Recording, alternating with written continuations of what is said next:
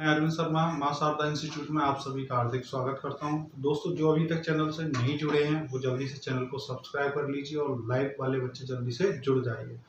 और बच्चों, आज हम पढ़ने वाले हैं, जो कल पढ़ रहे थे हम, छत्तीसगढ़ की जो रियासतें थी और बाद में उन रियासतों का विलय हो गया था।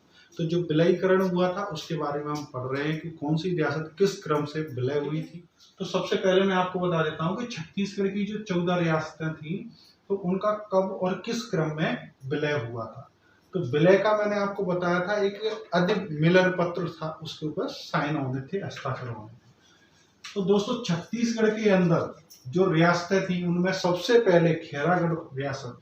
दोस्तों, खैरागढ़ जो रियासत थी इसने सबसे पहले क्या किया था, जो अंतरिम सरकार मतलब उस समय की जो आखिरी सरकार थी उस सरकार के अधीन अधिमिलन पत्र पर उसकी जो नीतियां थी अंतरिम सरकार की। मैं आपको एक चीज बता दूं, जैसे अभी मान लीजिए देश के अंदर प्रधानमंत्री नरेंद्र मोदी की सरकार है, भाजपा सरकार।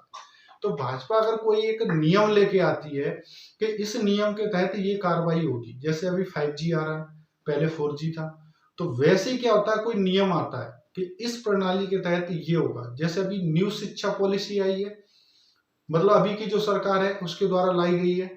अगर कोई सरकार बदली हो जाती है, हो सकता है उस योजना में कुछ बदलाव लाए जा सके। तो दोस्तों, उस समय की जो अंतरिम सरकार थी उसने एक आदेश निकाला था, अध्यादेश निकाला था कि एक अधिमिलन पत्र होगा। उस मिलन पत्र के ऊपर सभी रियासतों ने हस्ताक्षर करने हैं और भारत के अंदर विलय हो जाना है। तो दोस्तों, उसी नीति के अंदर क्या हो जाता है, सबसे पहले खैरागढ़ रियासत। दोस्तों, ये जो खैरागढ़ रियासत है इसने सबसे पहले हस्ताक्षर किए। तो ये जो थी खैरागढ़ रियासत, ये हस्ताक्षर करने वाली अधिमिलन पत्र पर हस्ताक्षर करने वाली पहली रियासत बनी थी। ठीक है दोस्तों, अभी विलयन पत्र आएगा, उस पर दूसरी रियासत आएगी जो उस पर साइन करेगी। लेकिन अभी क्या कर दिए, खैरागढ़ रियासत ने हस्ताक्षर कर दिए, किसके ऊपर, अधिमिलन पत्र के ऊपर। ठीक है, तो ये किए 5 अगस्त 1947 को खैरागढ़ रियासत में। क्लियर, 5 अगस्त 1947 को। 2 दिन बाद यानी 7 तारीख को, 7 अगस्त 1947 को कोरिया रियासत, जो हमारी कोरिया रियासत थी, उस रियासत ने क्या किया, इस अधिमिलन पत्र के ऊपर हस्ताक्षर किए। ठीक है दोस्तों, क्लियर। इसके बाद 9 अगस्त 1947 के दिन सरगुजा रियासत, जो हमारी दूसरी रियासत सरगुजा रियासत है, वो सरगुजा रियासत ने 9 अगस्त के दिन मतलब 7 तारीख से 2 दिन, अगले 2 दिन बाद क्या कर दिया, इसने भी हस्ताक्षर कर दिए, किस पे, अधिमिलन पत्र पे। दोस्तों, मैं एक चीज बता देता हूं, सरदार वल्लभ भाई पटेल थे, उनका इस जो रियासतों को जोड़ने में सबसे बड़ा अहम योगदान था। इन्हीं की वजह से ये रियासतें सब एकजुट हो सकी और देश का एक निर्माण हुआ, भारत देश का, और इसमें सबसे बड़ा योगदान सरदार वल्लभ भाई पटेल का था। ठीक है दोस्तों, तो अब ये 14 रियासतें थी, सब धीरे धीरे करके क्या होने लगी, मिलने लग गई, क्योंकि ये समझ गए कि अब स्वतंत्र नहीं रह सकते, किसी एक देश के अंदर हमको विलय करना पड़ेगा। तो दोस्तों, इन्होंने भारत के अंदर विलय करते गए। अब 11 अगस्त 1947 के दिन 2 रियासतें, दोस्तों याद रखना, इस दिन 2 रियासतों ने विलय किया, रायगढ़ और कांकेर। याद रखना दोस्तों, रायगढ़ और कांकेर 2 रियासतें, दोनों की दोनों रियासतें 11 अगस्त 1947 को क्या हुई, भारत के जो अंतरिम सरकार थी उसका अधिमिलन पत्र था, उस पर हस्ताक्षर कर देती है। ठीक है, इसके बाद 15 अगस्त 1947 से पहले, मतलब 15 तारीख से पहले पहले चांगबखार, सारंगढ़, कवर्धा, छुई खदान, उदयपुर, बस्तर और शक्ति। दोस्तों, ये 7 रियासतें एक 15 अगस्त 1947 से पहले, मतलब देश आजाद होने से पहले, इन 7 रियासतों ने इस पे क्या कर दिए, हस्ताक्षर कर दिए। किस पे, याद रखना दोस्तों, अधिमिलन, एक मिलियन पत्र अलग आएगा, ये अधिमिलन पत्र है। ठीक है, तो अधिमिलन पत्र के ऊपर क्या कर दिया, इन 7 रियासतों ने 15 अगस्त 1947 से पूर्व हस्ताक्षर कर दिए। इसके बाद दोस्तों, देश स्वतंत्र होने के बाद 22 अगस्त 1947 को नादगाम, दोस्तों याद रखना, नादगाम जो रियासत थी, इसने भी भारत की जो अंतरिम सरकार थी उसके अधिमिलन पत्र पर हस्ताक्षर कर दिए। इसके बाद 1 सितंबर 1947 को जसपुर रियासत, दोस्तों जसपुर रियासत, इसने भी आखिरी में क्या कर दिया, इसने भी हस्ताक्षर कर दिए। तो दोस्तों ये क्या थे, जितनी भी रियासतें थी सभी ने इस पे हस्ताक्षर कर दिए। ठीक है दोस्तों, मैं आपको बता भी देता हूं, 1 2 3 4 5, 5 और 7 12, 13 और 1 14, टोटल 14 रियासतें दोस्तों। 14 की 14 रियासतों ने क्या कर दिया, अधिमिलन पत्र के ऊपर हस्ताक्षर कर दिए। और अधिमिलन पत्र के ऊपर जो हस्ताक्षर किए वो अंतरिम सरकार थी, उस समय की जो सरकार थी उसी के नीतियों पर, वो जैसा चाहती थी वैसे ही इन लोगों ने हस्ताक्षर उसके ऊपर कर दिए। तो दोस्तों ये था हमारा अधिमिलन पत्र के बारे में। अभी हम विलन पत्र के बारे में भी पढ़ेंगे कि उसमें क्या क्या किया गया था।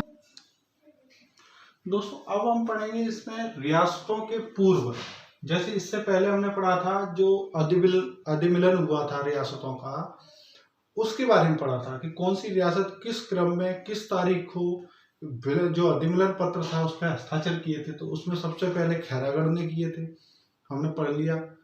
तो वही अब हम पढ़ने वाले हैं सविलियन पत्र। जो सविलियन मतलब पूरी तरह से क्या हो जाते हैं, उसके अंदर विलय हो जाते हैं, उसके ऊपर क्या करते हैं, हस्ताक्षर किए जाते हैं। जो अंतरिम सरकार थी उसी की नीति पे ये हस्ताक्षर किए जाते हैं। तो पहली रियासत कौन बनता है इसमें साइन करने वाला, राजनांदगांव। जो नांदगांव था वो राजनांदगांव बन जाता है और यहाँ पे क्या हो जाता है, ये रियासत को क्या कर देता है, विलय करने के लिए, भारत की अंतरिम सरकार में विलय करने के लिए हस्ताक्षर कर दिए जाते हैं। इसके बाद दोस्तों बता देता हूं देशी रियासतें और इनके संस्थापक, और विलय पत्र पर हस्ताक्षर करता या करने वाला कोई भी व्यक्ति या तिथि। तो ये 4 पॉइंट को हम लोग पढ़ेंगे इसमें। एक देशी रियासतें मतलब कौन कौन सी 14 रियासतें थी उनके बारे में, इनके संस्थापक कौन थे, किसके द्वारा संस्था की गई। जैसे मान लीजिए आप जिस गांव में रहते हैं उस गांव का भी तो किसी ने गठन किया होगा, कोई गांव नया बनता है या कोई मोहल्ला बनता है या वार्ड बनता है तो उसका क्या है कि गठन किया जाता है। या मान लीजिए आपको राजनीति में बता देता हूँ, किसी एक पार्टी का गठन किया जाता है तो किसी एक नेता के द्वारा उसको क्या किया जाता है, गठित किया जाता है। ठीक है, वही यहाँ पे हुआ, किसी रियासत का क्या गठन किया गया, संस्थापक कौन थे। उसके बाद विलय पत्र पर हस्ताक्षर करता। अब यहाँ पे जो विलय हुआ है उसके ऊपर कौन हस्ताक्षर किया था उसका यहाँ पे नाम आएगा दोस्तों। ठीक, क्वेश्चन में पूछा भी जा सकता है आपको इसके बारे में कि राजनांदगांव की रियासत में विलय करते समय विलय करता या विलय करते समय किसके द्वारा हस्ताक्षर किए गए। तो आपको पता होना चाहिए कि राजनांदगांव ये है और रानी जयंती देवी, ये यहाँ की रानी जयंती देवी जो थी यहाँ के शासक हुआ करते थे दिग्विजय दास। तो इनका क्या है, इनको पावर ऑफ अटॉर्नी बना दिया जाता है। किसी को भी आप अपना पावर अटॉर्नी बना देते हैं तो आपके जो भी काम है उन पर हस्ताक्षर कर सकते हैं, पावर ऑफ अटॉर्नी। लेकिन दोस्तों याद रहे चेक वगैरह होते हैं उन पर पावर ऑफ अटॉर्नी का पावर नहीं होता है, उस पर आप ही के हस्ताक्षर चाहिए। तो सबसे पहले राजनांदगांव, वही हम पढ़ रहे हैं दोस्तों, सबसे पहले किसने, राजनांदगांव रियासत ने हस्ताक्षर किए। अभी एक अच्छा सा लॉजिक बता देता हूँ, ये सभी क्या है 15 दिसंबर को ही किए। लेकिन अब आप कहेंगे 15 दिसंबर को किए तो राजनांदगांव क्यों पहले आया, खैरागढ़ लिख देते, रायपुर लिख देते, रायगढ़ लिख देते। नहीं दोस्तों, इस क्रम में हो सकता है सुबह जो लिस्ट बनी होगी उस क्रम में ये राजनांदगांव का नाम सबसे ऊपर रहा होगा। तो इसी कारण राजनांदगांव को क्या बता दिया, सबसे पहला हस्ताक्षर करने वाला रियासत बता दिया। संस्थापक कौन थे, महंत हरिदास जो थे ये इसके संस्थापक थे। किसके संस्थापक थे दोस्तों, इस रियासत के, राजनंद रियासत थी जो राजनांदगांव रियासत थी, इसके संस्थापक थे महंत हरिदास। ठीक है दोस्तों, और विलय पत्र पे जो हस्ताक्षर हुए मतलब इस जो सभी विलयन पत्र था इसके ऊपर हस्ताक्षर करने वाली थी कौन, रानी जयंती देवी, और यहाँ के शासक थे राजा दिग्विजय दास। क्लियर। और 15 दिसंबर 1947 को क्या हो जाता है, ये हस्ताक्षर किए जाते हैं। किसके द्वारा, रानी जयंती देवी के द्वारा। ठीक है, क्लियर दोस्तों। इसके बाद आ जाती है हमारी रायगढ़ रियासत। ठीक है, क्लियर।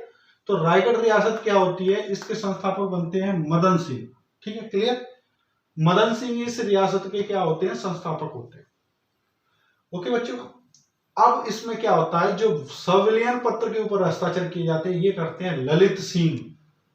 ललित सिंह इस रियासत के जो पावर ऑफ अटॉर्नी बनाया होगा राजा के द्वारा, वो ललित सिंह है, और इनके द्वारा क्या किए जाते हैं, इस पे हस्ताक्षर किया जाता है। और ये भी कब करते हैं, 15 दिसंबर 1947 के दिन। ठीक है दोस्तों, इसके बाद नेक्स्ट आता है कांकेर। कांकेर रियासत, कांकेर रियासत, इसके संस्थापक थे कनरदेव। कनरदेव, कनरदेव, याद रखना दोस्तों, संस्थापकों के नाम भी पूछे जा सकते हैं। ओके, इसके बाद संविलियन पत्र पर साइन करने वाले भानु प्रताप सिंह देव। भानु प्रताप सिंह देव क्या करते हैं, संविलियन पत्र जो आया था इस पत्र के ऊपर हस्ताक्षर करने के लिए भानु प्रताप सिंह हस्ताक्षर करते हैं। ठीक है दोस्तों, और ये कब करते हैं, 15 दिसंबर 1947 को। ये भी मतलब 15 दिसंबर 1947 के ही दिन ये भी हस्ताक्षर करते हैं। इसके बाद खैरागढ़ रियासत आ जाती है दोस्तों। तो खैरागढ़ रियासत के अंदर इसके संस्थापक कौन होते हैं, तो इसके संस्थापक रहते हैं लक्ष्मी निधि राय। लक्ष्मी निधि राय थे, वो इस रियासत के संस्थापक थे। किसके, खैरागढ़ रियासत के। खैरागढ़ कौन सी रियासत है, जो स्वतंत्रता से पहले अधिविलन पत्र था उस पर साइन करने वाली पहली रियासत थी। याद रखना दोस्तों, ये खैरागढ़ पहली रियासत थी। गलती से राजनंदगांव को मत लगा देना, और पूर्व के बाद एकीकरण पे राजनंदगांव को लगाना, न कि खैरागढ़ को लगाना। दोस्तों दोनों में कोई भी विपरीत हो सकता है। इसके बाद लक्ष्मी निधि राय हो गए इसके संस्थापक, और वीरेंद्र बहादुर सिंह ये यहाँ के राजा थे। तो स्वयं राजा क्या करते हैं, हस्ताक्षर करते हैं। कब करते हैं, 15 दिसंबर को, 15 दिसंबर 1947 को। ठीक है दोस्तों, क्लियर। इसके बाद कोरिया रियासत। कोरिया रियासत बाद में एक कोरिया जिला भी बना छत्तीसगढ़ का। ठीक है, उत्तर से आप पढ़ेंगे तो शायद आपको पहला जिला ही कोरिया जिला मिलेगा। इसके संस्थापक थे धारामल शाह। धारामल शाह ये इसके कौन थे, संस्थापक थे। किसके, कोरिया रियासत के। और यहाँ के जो पावर ऑफ अटॉर्नी थे, मतलब हस्ताक्षर करने वाले थे, वो थे रामानुज प्रताप सिंह। रामानुज प्रताप सिंह। ठीक है दोस्तों, और वही सेम 15 दिसंबर 1947 को इनके द्वारा भी हस्ताक्षर किए जाते हैं। ओके, इसके बाद उदयपुर रियासत आ जाती है दोस्तों। ये राजस्थान की उदयपुर रियासत नहीं है, ये छत्तीसगढ़ की उदयपुर रियासत है, और इसके संस्थापक होते हैं कल्याण सिंह। Okay, clear, Kalyan Singh. और हस्ताक्षर करने वाले होते हैं किसपे, संविलियन पत्र पर चंद्रचूड़ प्रसाद। चंद्रचूड़ प्रसाद के द्वारा क्या किया जाता है, इस संविलियन पत्र के ऊपर हस्ताक्षर किए जाते हैं, और ये भी सेम 15 दिसंबर 1947 को इनके द्वारा भी हस्ताक्षर कर दिया। तो दोस्तों उदयपुर रियासत के बाद क्या है, सारंगढ़। सारंगढ़ रियासत हो जाती है। तो सारंगढ़ जो रियासत है इसके संस्थापक होते हैं हमारे नरेंद्र राय। नरेंद्र राय जो है हमारे, ये क्या हो जाते हैं, संस्थापक हो जाते हैं किसके, जो हमारी रियासत है, जो हमारी सारंग रियासत है, इसके नरेंद्र राय। सारंगढ़ जो रियासत है इसके नरेंद्र राय जो है वो हमारे क्या हो जाते हैं, संस्थापक। और विलय जो संविलियन पत्र है उसके ऊपर हस्ताक्षर करते हैं हमारे नरेश चंद्र सिंह। ठीक है, और कब करते हैं दोस्तों, ये करते हैं 15 दिसंबर 1947 के टाइम। ठीक है, इसके बाद छुई खदान। तो दोस्तों छुई खदान और इसके संस्थापक होते हैं महंत रूपदास। ठीक है, याद रखना, महंत रूपदास के द्वारा क्या है, छुई खदान रियासत का क्या होते हैं, संस्थापक होते हैं। इसकी संस्था जो है, मतलब जो रियासत है उसका गठन कौन करते हैं, महंत रूपदास। किसी चीज का जो गठन किया जाता है, किसके द्वारा किया जाता है, उसे उसी का नाम दिया जाता है। वही ऋतुपर्ण किशोर दास, इनके द्वारा क्या होता है, ये जो संविलियन पत्र था उसके ऊपर हस्ताक्षर किए जाते हैं, और ये भी कब करते हैं, 15 दिसंबर 1947 के दिन दोस्तों। इसके बाद कवर्धा, और कवर्धा के संस्थापक होते हैं महाबली सिंह, और इनके जो संविलियन पत्र पर सिग्नेचर करता होते हैं वो होते हैं धर्मराज सिंह। याद रखना, धर्मराज सिंह, वो कहाँ, कवर्धा।